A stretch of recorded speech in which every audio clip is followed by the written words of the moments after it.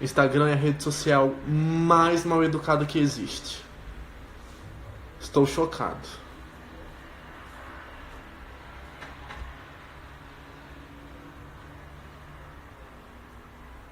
Pipipipopopó. Gente, vocês estão gostando da live? Porque, tipo, às vezes eu acho que tá demorando, mas a conversa tá tão boa que eu fico... Gente, você pode conversar 50 anos, professora, não tem problema.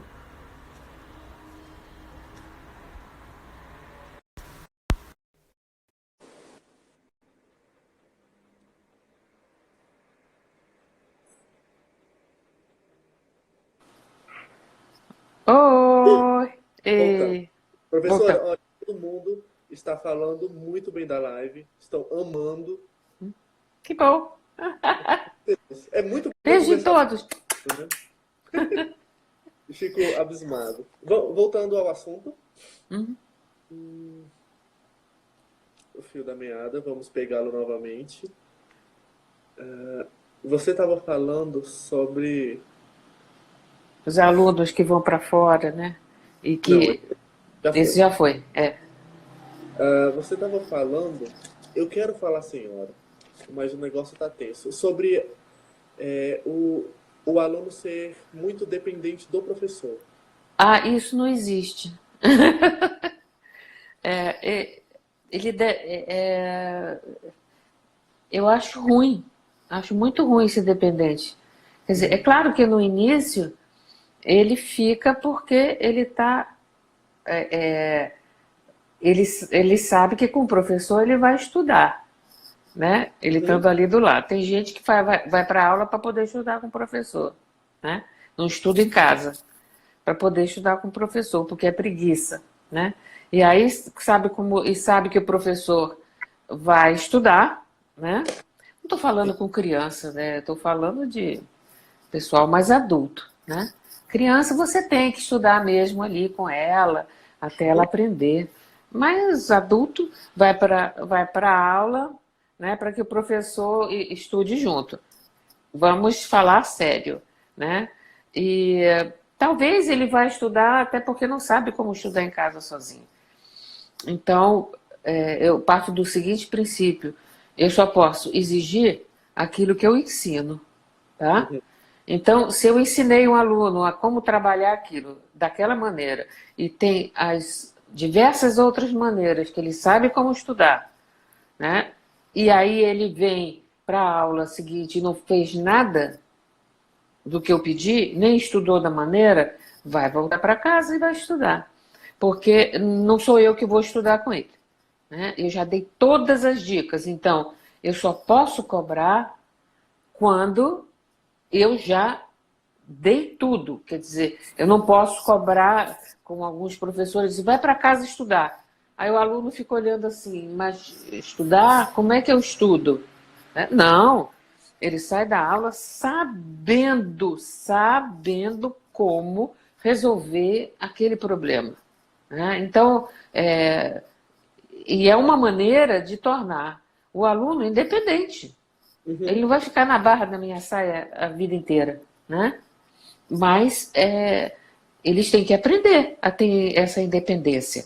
E não é de um ano para o outro, né, que ele aprende. São vários anos para ele aprender a ser independente, né? E sabe disso, né? Então, se não estuda é porque malandrou. Então, não estudou é porque malandrou, sabe tudo que tem que fazer. É verdade. Doutora, vou fazer a última pergunta e aí depois eu vou passar para as pessoas fazerem perguntas também. Pode ser? Tá, pode, claro. O que você acha dos concursos de piano atualmente? Você acha que ele perdeu um pouquinho de credibilidade ou continua a mesma coisa? Não, o concurso é aquela história, é o mal necessário, né? Na minha época também era assim. Uhum, Eu não sou pianista de concurso, mas me colocavam para fazer concurso. Eu não sou aquela pessoa, sei lá, tem certos pianistas que são feitos para concurso, né? Nós estamos falando, obviamente, agora de concursos, né, os importantes concursos. E que tudo, quem toca primeiro, quem toca mais rápido. Vamos lá, quem toca mais rápido, né? Então, são pessoas de uma genialidade muito grande, né, que tem uma dedalhada, que às vezes eu penso que eu estou num circo, de tão rápido. É uma Fórmula 1, né, quem toca mais rápido. E não é só isso, né, fica inviável, né, muitos deles ganham porque pelo virtuosismo, pela coisa, mas cadê a alma dessa gente? Eu acho que eles deixaram no camarim, porque você não sente aquela coisa, né, que antigamente, quando você ouve um Richter, Sviatoslav Richter, quando você ouve um Rubinstein, né, quando você ouve um Cláudia Hall, quando você ouve essa gente toda, eles estavam um pouco lixando se eles barravam, mas era a coisa mais linda do mundo. Guilherme tocando, né? Eles não estavam preocupados se aquela velocidade estava além, né? Não havia sentido, porque o sentido era a música, ouvir música, tocar música, fazer música, e não ver quem corre mais, quem toca. Claro, eu admiro esses gênios aí, né? Trifonov é o meu querido, e na verdade ele, além dele ter uma técnica absurda, né? Ele tem uma maneira de tocar, né? Ele expressa o que ele é, né? Como ele é daquela maneira, né? Então você vê como é que ele sente o que ele está tocando. Agora, há gostos para tudo, né? Tem gente que ama, adora, acha o máximo, né? E tem outros atrativos que eu nem preciso dizer, né? Outros atrativos femininos, que aí eu não preciso nem dizer. Dos atrativos femininos que as pessoas conhecem, né? Obviamente. Mas eu fico imaginando isso na minha geração, se chegasse alguém no palco assim, entendeu? Eu fico imaginando. Mas tudo bem, é um gênio, né? O que você pode dizer? É um gênio. Enfim, é tudo uma questão do gosto, né?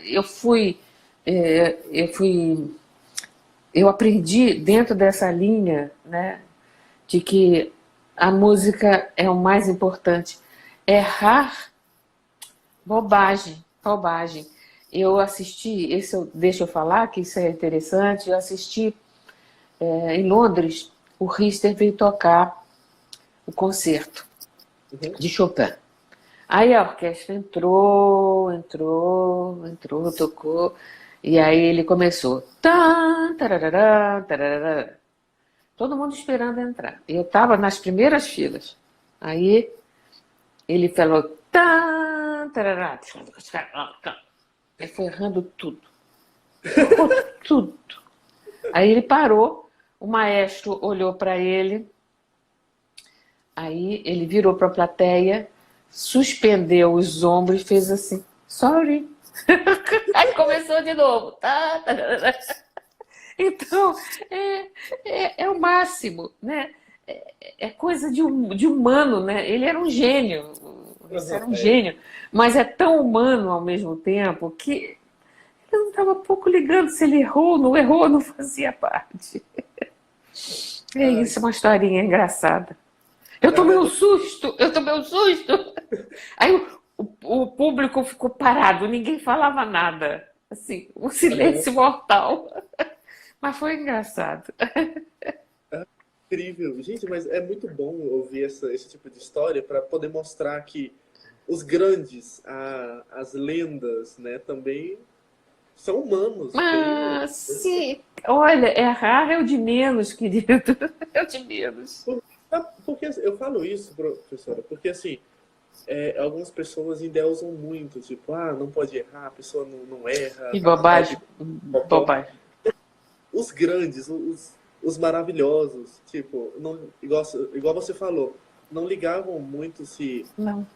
que esbarrava e tal, mas eles colocavam a alma deles É, na música, no piano. Então isso é hiper interessante. Quantas vezes eu já chorei horrores ouvindo Roda Castelo? claro, é. E olha, eu digo uma coisa, quando eu erro, porque fique sabendo, eu erro, e erro muito. Só que eu sei disfarçar, né? Eu sou artista. Então, eu começo a rir. Eu começo a rir de mim mesma, né? Oh, meu Deus, que besteira ali, né? Que absurdo. Eu começo a rir dos meus erros, né? Eu acho engraçado, porque mostra, né, para o público que não idealizar muito quem a gente é, não. A gente sofre e a gente está nervoso, sim, entrando no palco. Não pense que é bobagem, não. Ah, professora, olha, eu falei pra você que seria a última pergunta que eu faria, Uhum. mas você tá trazendo tantos assuntos que eu fico assim, gente, minha língua fica coçando para poder perguntar mais coisas. Eu espero que a senhora Pergunta? tenha paciência comigo. Ah, eu tenho muita paciência. Eu adoro fazer isso. Ah, que bom. Então nós temos que marcar mais lives para nós conversarmos mais sobre a vida, que Isso. é importantíssimo. Como você falou que está preparando o quinto de Beethoven, o terceiro e o primeiro, né, e a fantasia coral. Hum. São muitas peças, são peças grandiosas, são peças incríveis. Como você consegue fazer a distribuição de tempo para poder aprender cada peça? Tá. Eu antigamente, obviamente, eu tinha 10 horas do dia para estudar tudo, né? Hoje eu não tenho, né? E até nem aguento mais isso, porque não aguento mais.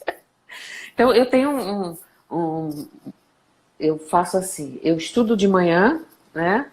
Uma parte, por exemplo, se eu estudo 2 concertos ao mesmo tempo, aliás, 3.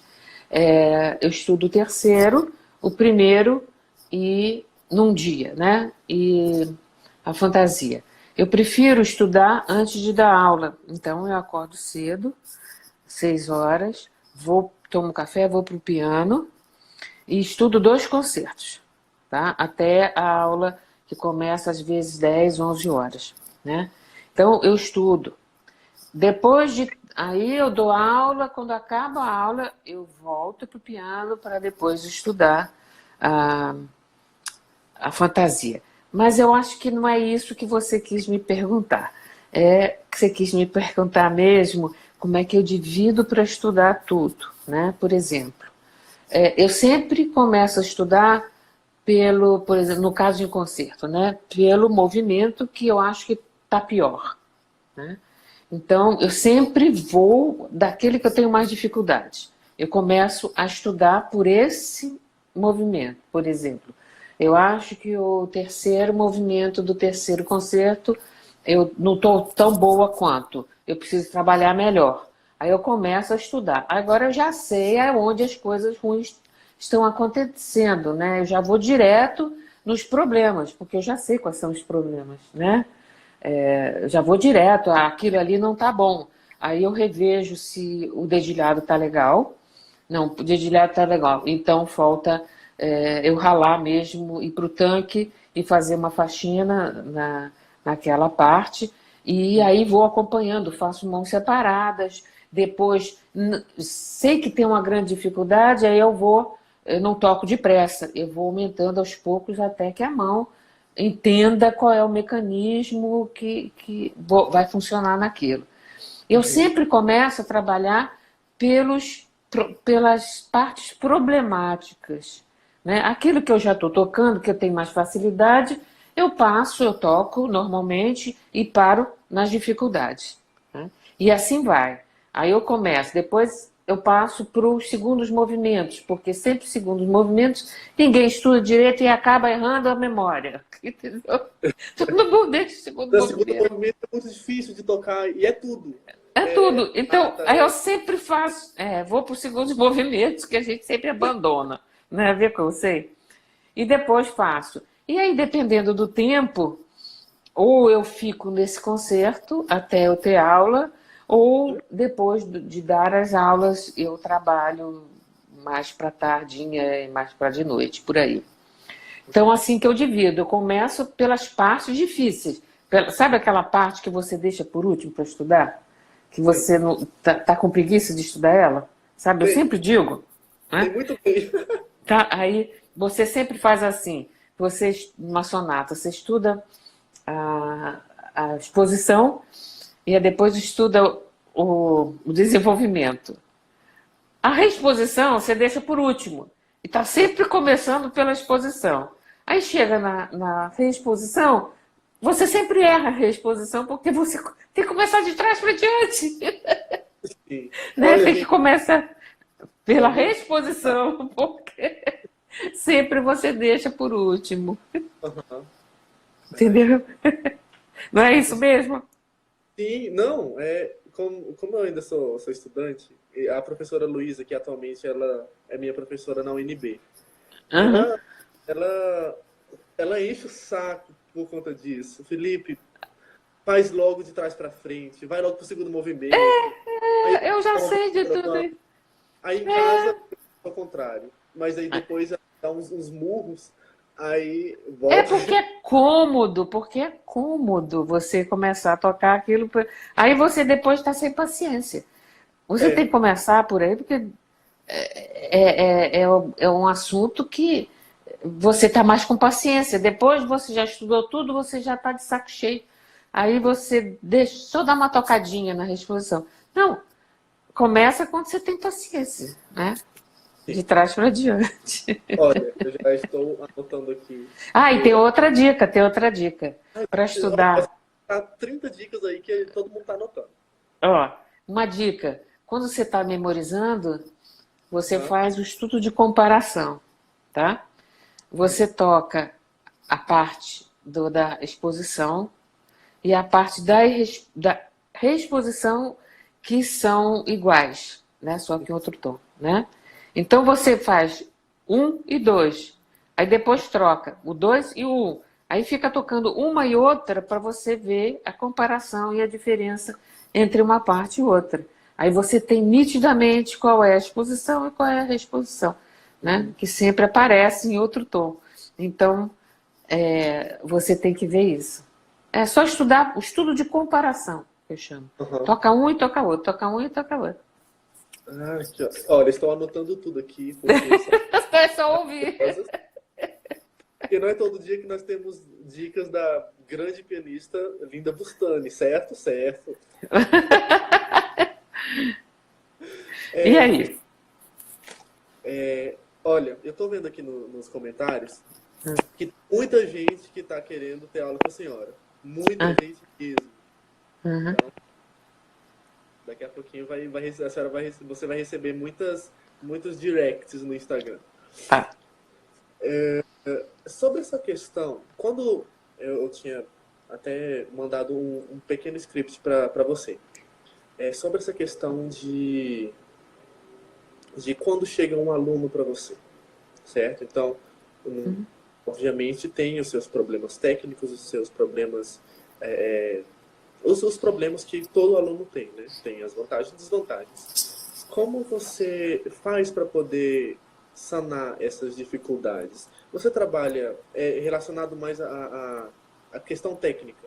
Você Uhum. trabalha mais técnica pura, você trabalha técnica no repertório, você trabalha, faz variação rítmica, ou quais são os métodos que você utiliza para Tá. trabalhar Uhum. essas com o aluno que chega? É. Quando o aluno vem para a entrevista, né, Uhum. eu peço para ele tocar alguma coisa para. Nem que seja assim, 3, 4 compassos, porque eu já sei como funciona, né? Já sei. Quando eu fui júri de concurso, né, bastava o candidato entrar que eu já sabia como ele ia tocar. Ao sentar no piano, eu já sei como é que eles vão tocar. É engraçado. É uma intuição minha. Então, quando o aluno vem, eu vejo como é que tá, como é a situação ali, né? Se tem uma mão boa, se tem uma mão que tem vícios, que é a mão pior, né? Quando é aquela que tem vícios. E aquela mão, né, que eu chamo de mão virgem, né, que nunca fez nenhum trabalho. E eu sei que um aluno que tá me ouvindo agora, que é o Vinícius, ele está começando assim, né? Ele tem uma mão ótima, mas nunca fez nada. Então, eu estou começando com ele. É claro que ele não tem posição de mão, então, quer dizer, a posição da mão, né, para poder trabalhar.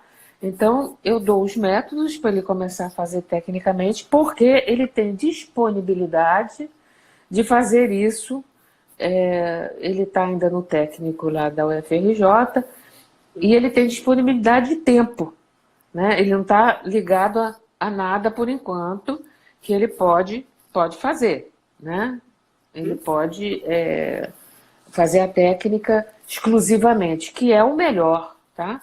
Porque assim, adaptar a técnica a uma mão que já está viciada e manter um repertório é muito difícil, porque você tem que meio que zerar e tem, como eu disse, uma outra compreensão do piano.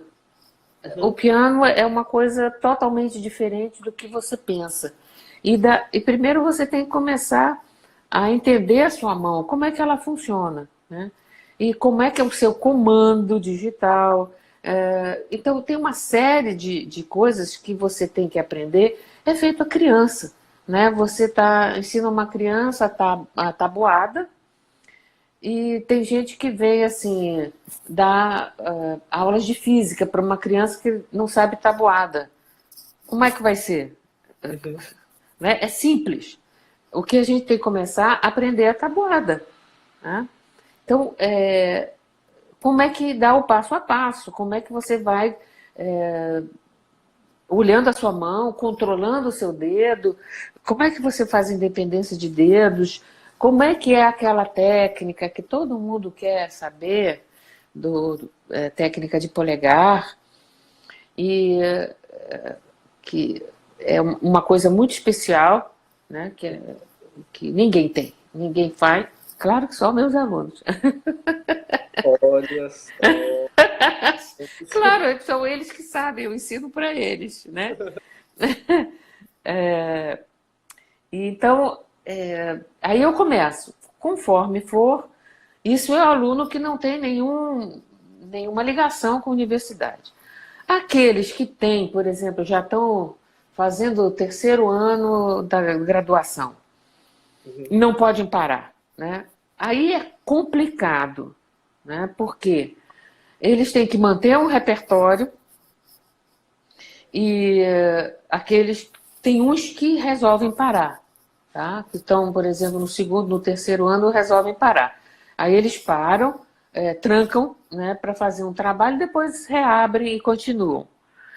Mas fazer as duas juntas é muito difícil, porque você não tem condição, né, de ensinar certas coisas. Quando você está estudando uma partitura, quando você olha, ele está tocando, nossa, dedilhado tudo errado, aí você tem que refazer o dedilhado, tem que refazer a parte técnica, e aí é uma confusão que ele fica enlouquecido. Não dá para aprender tudo isso, esse trabalho de mão, e pelo menos alguns meses concentrado nisso, né? Pelo menos alguns meses. Então, tem uns que não conseguem parar, e aí eu vou me adaptando a ensinar eles a estudarem como faço. Então, é muito difícil, tá? O melhor mesmo é que eu tenha um tempo para trabalhar, pelo menos um ano, trabalhando para botar a mão, pelo menos para ela começar a fazer algumas coisas, né? Então, eu prefiro muito mais que a pessoa se entregue para fazer o trabalho e depois evoluir.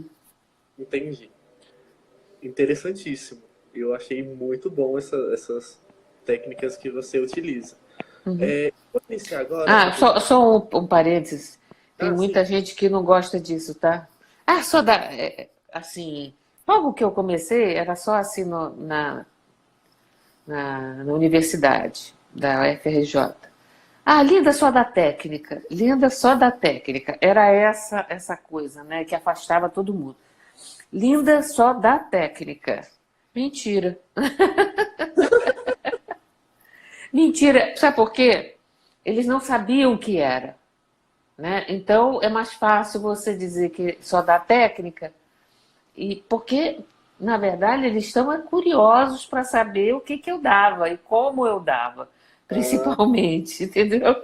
Na verdade é isso. Eles estavam curiosíssimos para aham. saber como fazer, com o que eu fazia, né? Para dar isso. Então, a produção minha de alunos é maravilhosa, eles são maravilhosos e faz uma evolução incrível, incrível, realmente. Sou muito orgulhosa deles, eu babo por eles. Sim, o William, ele gosta muito da senhora. Muito, muito, muito, muito. Eu sei, ele é um amor. Professora, eu vou fazer agora, vou abrir perguntas para 3 perguntas apenas, Tá? para pessoas fazerem. Uhum, E eu fiz uma pergunta da Lígia. uhum, É a primeira pergunta, depois mais 2. tá, Ela pergunta o seguinte: o que você acha da pedagogia pianística no Brasil, sobretudo no início com as crianças? tá. É, eu tenho vários alunos, né, que trabalham com crianças, inclusive alunos que já não são mais meus alunos, Uhum. que de vez em quando me visitam aqui. Então, eles trabalham com. Eu não pego criança. Só peguei uma e não trabalho com criança. E os meus alunos é que eu vou orientando meus alunos a trabalharem e o que fazer com essas crianças. Em Vitória, eu tenho alunos crianças, né, que eles são supervisionados lá pela professora e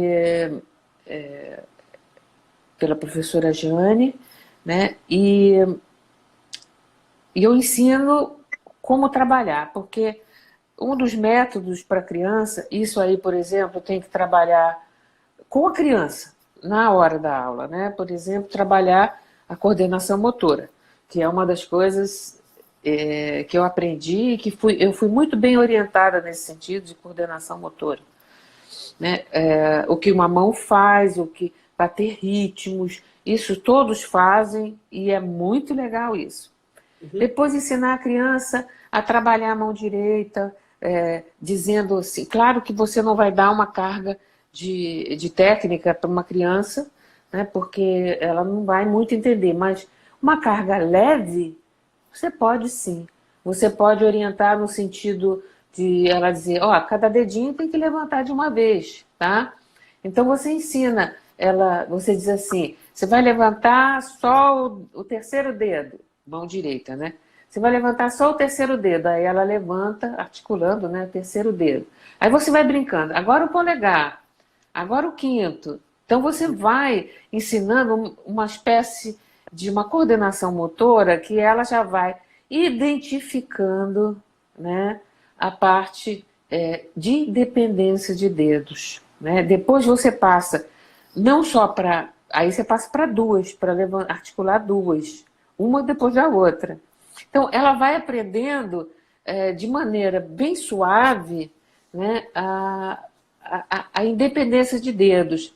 Depois você começa, dependendo da criança, você começa a trabalhar o polegar. Como é que vira o polegar? Olha só, ele entra na casinha.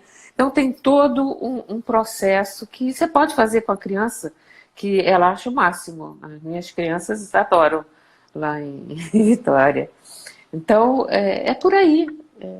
Essa pedagogia, vamos dizer, essa pedagogia pianística. Tá? Nós não estamos falando de alfabetização, nem de iniciação musical. Nós estamos falando no piano. Né? Entendi. É, gente, mais perguntas? Eu acho que antes da live cair, perguntaram sobre o livro que, que você fez, que tá Aham. em pauta, e eles queriam saber como eles podem adquirir. Ah, tá. Eu O livro é da minha aluna Moema, tá? Moema Craveiro. Então, tem um que fez, a Moema Craveiro.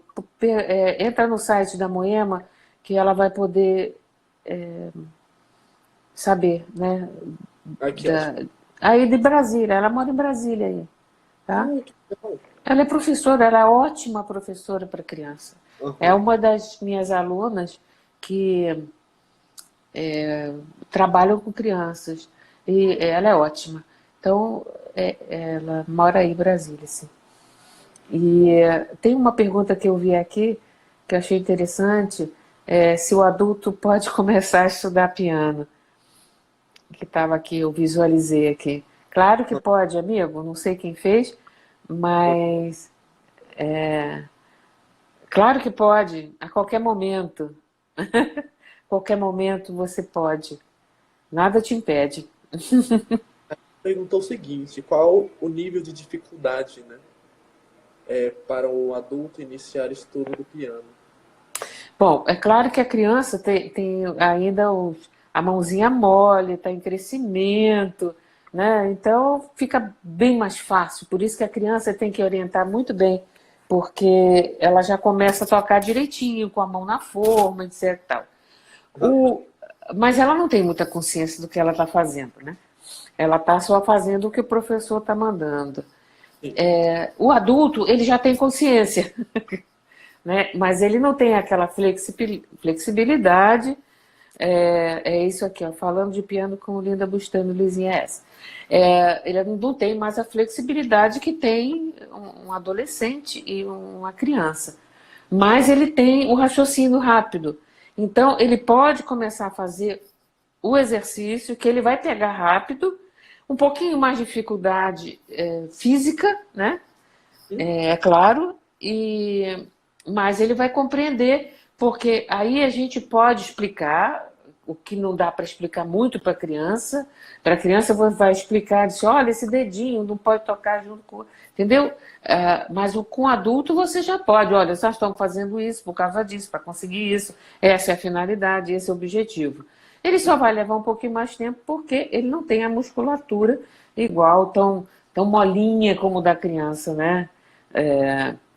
Isso é importante. Professora, a última pergunta da nossa live, o William, né, ele fez como administrar o nervosismo antes e durante o palco? Essa é uma ótima pergunta, né? Tem gente que... Acontece o seguinte, você fica nervoso por alguma coisa sempre que você não conhece, né? Por exemplo, eu estava muito nervosa para entrar aqui no live. Tava, porque... Pois é, mas é que eu nunca tinha feito, entendeu? Eu falei, nossa, muito mais fácil tocar piano do que... Entendeu? Mas o desconhecido, né? A gente não sabe. Tudo que é desconhecido, a gente tem muito medo. E como é que a gente faz para diminuir essa pressão? É através do estudo. Se você está 200%, como eu falei, seguro, né? Você vai perder 100, porque você está nervoso. Eu estou nervosa sempre que entro, mas eu estou segura 200%. Sim. Eu vou perder 100, eu tenho certeza. Porque quanto mais seguro você está, dominando o que você está tocando, porque você estudou de maneira inteligente e não de maneira burra. Maneira burra é aquele que fica assim, tocando 200 vezes a mesma coisa depressa, 200 vezes, 200 repetindo, tudo errado, mas vai fazendo, vai tocando. Não adianta nada, né? Não vai resolver o assunto. Maneira inteligente é você parar e olhar e ver por que não tá dando certo, né? Então, você está mais seguro, né, do que você está tocando. Então, seu nervosismo cai pela metade, porque você sabe o que você tem que fazer. O nervosismo é em cima daquilo que você não sabe, por exemplo. Você não pode pisar num palco com uma coisa insegura, que você não sabe, você não estudou direito. E você, na verdade, você tem consciência quando você não estuda direito. Porque você vem para a aula, olha, eu vejo pelo olhar, aí eu olho assim, não estudou, né? Está inseguro. Agora, quando sabe que estudou certo, você vai, eles me desafiam, o aluno me desafia. Olha, vai ver como é que eu tô tocando bem, entendeu? É uma forma de mostrar, eu sei que eles se dão bem. Então, tudo é uma questão da segurança, porque se você está mais seguro no que você está estudando, o seu emocional fica mais equilibrado. Se ele fica mais equilibrado, ele na hora do nervosismo, você vai ficar nervosa. Não adianta, mas olha, já peguei todas as fórmulas. Eu vou com meus anjinhos que me protegem, rezo a Deus e peço assim, Deus, vai na frente, entendeu? Para eu não fazer besteira. E tinha uma coisa, outra historinha bonitinha. A William perguntou, chocolate dá uma ajudinha? Não, não dá ajudinha, chocolate não. Não dá ajudinha, não. Conta uma historinha rápida. O Rister, quando ele tinha verdadeiro horror de palco. Então, na época do caça às bruxas para os homossexuais, na Revolução, ele era o Narodny artista, que era uma coisa do povo, né? Artista do povo. E ele era um símbolo assim. E ele, obviamente, era homossexual. Então, eles forçaram o Rister a casar com uma bruxa. Era uma bruxa, uma cantora, né? Que era um horror de pessoa, um horror. E ele, no camarim, ele ficava morrendo de medo de entrar no palco, mas morria de medo. E ele era um homem quase 2 metros, uma gracinha, uma fofura. A minha mão até hoje sente o aperto de mão dele que eu dei nele. E ela era uma bruxa, ela empurrava ele pro palco. Gente, que horror! Empurrava, porque senão ele não entrava. Ele morria de medo do palco. Você vê, queridos, Sviatoslav Rister era empurrado para entrar no palco. Você acha que você não é normal? Claro, eu morro de medo de entrar no palco. Aí eu penso sempre assim, meu Deus, por que eu não fui ser funcionária pública? Que eu batia ponto todo dia. Eu não tinha que estar aqui. Pois mas é isso. Depois a gente vive momento, entrou, tocou. Então, é isso. É administrar o bom estudo inteligente. Sim. Professora, nós estamos terminando a nossa live e eu gostaria muito de agradecer você por ter disponibilizado quase essas 1h30 de conversa, porque eu tenho certeza que para mim foi muito enriquecedor e para as pessoas que estão assistindo também foi muito enriquecedor. E eu gostaria muito de agradecer por você ter aceitado esse convite. Muito obrigado.